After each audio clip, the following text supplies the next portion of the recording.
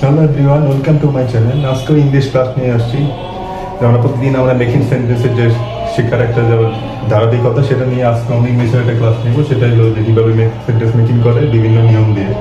তো আজকে আমরা এলো ইফ কন্ডিশন শিখবো। ইফ কন্ডিশনের যদি আমরা প্রথম অংশ ইফ প্লাস পাস্ট ইনডেফিনিট যদি হয়, তাহলে পরের অংশ হবে subject plus would plus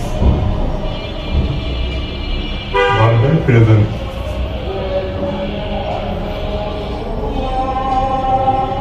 Present form of verb.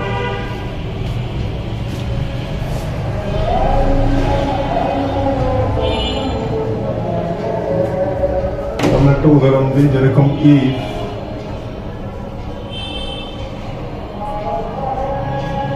if I made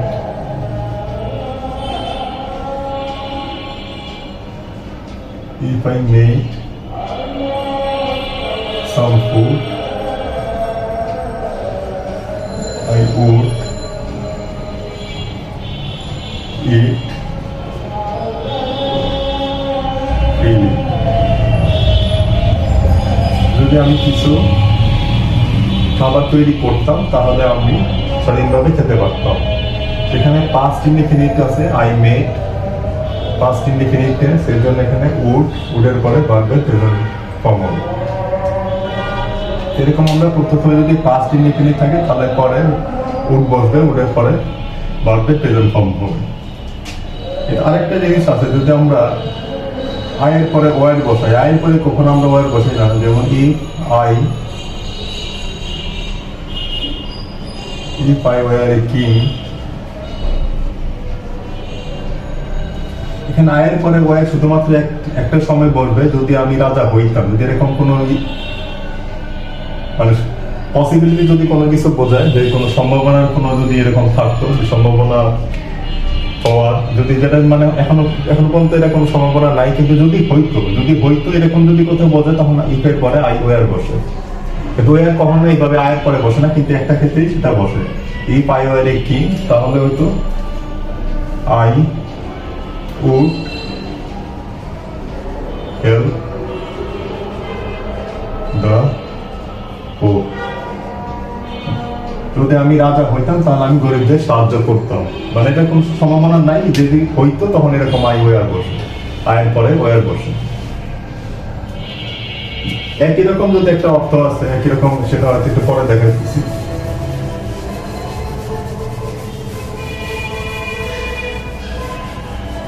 এখন আমরা দেখবো যদি পাস্ট পারফেক্ট টেন্স বসে, ই প্লাস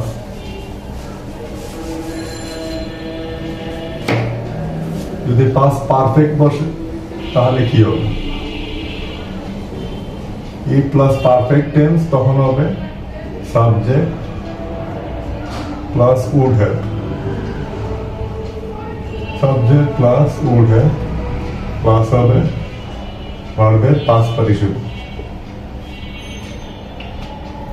এখানে আমরা একটা উদাহরণ দিই, যেরকম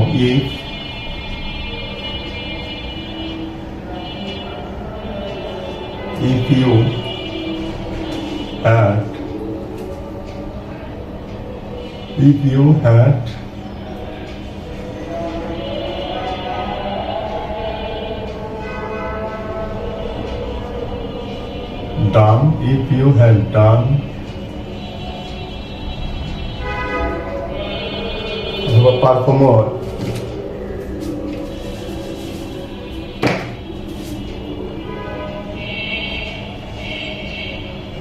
ডান অথবা পারফর্ম দিলাম,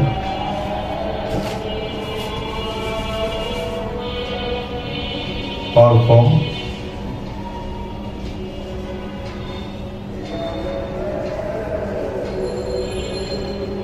a good job, তাহলে হতো you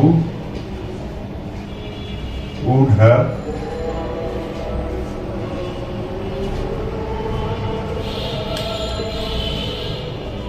got a prize. যদি তুমি একটা ভালো কাজ করতে পারতা, তাহলে তুমি একটা পুরস্কার পাইতা। এখানে আমাদের ভার্বের পাস্ট পারফেক্ট টেন্স আছে।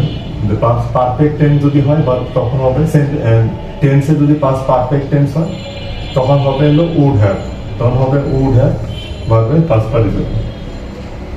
এরকম আমি যদি রাজা হইতাম সেরকম আরেকটা সেন্টেন্স এখানে আমরা পাবো, যেরকম had I been a king. যদি আমি রাজা হইতাম তাহলে হবে I would have help the poor. যদি আমি রাজা হইতাম তখন হবে had I been a king. যেরকম পাই ওয়ারে সেরকম হবে had I been a king I would have, যেহেতু হ্যাড আই বিন অফ তখন আই উড হ্যাভ। পারফেক্ট টেন্সে আছে তখন উড হ্যাভ, তখন ভার্বের past participle help the poor. এরকম নিয়ম ধরে যদি এরকম আমরা জানি তাহলে আমাদের কোনো সমস্যা হবে না। যে কোনো সেন্টেন্স আমরা সেন্টেন্স মেকিং এ কোনো সমস্যা হবে, যে কোনো আমরা সেন্টেন্স তৈরি করতে পারবো। সেরকম যদি নিয়ম করে যদি আমাদের মাথায় থাকে সবসময় যে এই কন্ডিশনে কখন কোনটা বসবে, তাহলে আমরা পরবর্তীতে এরকম যে কোনো সেন্টেন্স আমরা তৈরি করতে পারবো। আর যেটা নর্মাল সেন্টেন্স যেটা আছে ইফ এর সাথে, এটা হয়তো একটু সহজ তুলনামূলক।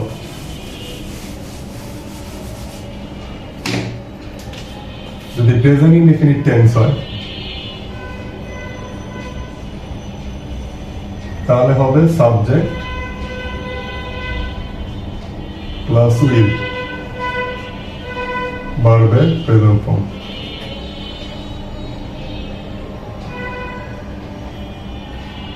যেরকম if he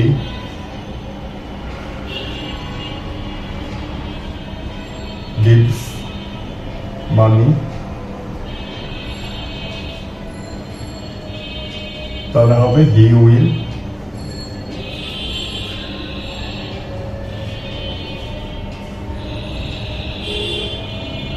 get a job। যদি সে টাকা দিত তাহলে সে চাকরি পেত। এটা হলো প্রেজেন্ট ইনডেফিনিট টেন্সের ক্ষেত্রে নরমাল যে ইফ হি গিভ, যদি প্রেজেন্ট ইনডেফিনিট টেন্স হয় তাহলে হবে হি উইল। আর যদি পাস্ট ইনডিফিনিট হয় তাহলে আমরা জানি যে উড হবে, এবং পাস্ট পারফেক্ট টেন্স হলে তখন হবে হলো উড হ্যাভ। এই তিনটা নিয়মই আমাদের আজকের জন্য তিনটা নিয়মই দেখালাম। পরবর্তী ক্লাসে হয়তো আরো নিয়ম দেখাবো, আরো যদি বিভিন্ন ইংলিশের আরো নিয়ম আছে এরকম প্রতিদিন হয়তো, এগুলো আগেও দেখাইছিলাম না, অনেক আগে অনেক পূর্বের ক্লাসে দেখাচ্ছিলাম, কিন্তু বারে চর্চার ক্ষেত্রে আমাদের এটা আবার এগুলো দেখালাম যাতে আমাদের মনে থাকে এবং প্র্যাকটিস থাকে। তো ঠিক আছে বন্ধুরা, আজকে এই পর্যন্তই। ভিডিওটি ভালো লাগে লাইক কমেন্ট শেয়ার এবং সাবস্ক্রাইব করুন। ধন্যবাদ সবাইকে, সবাই ভালো থাকুন।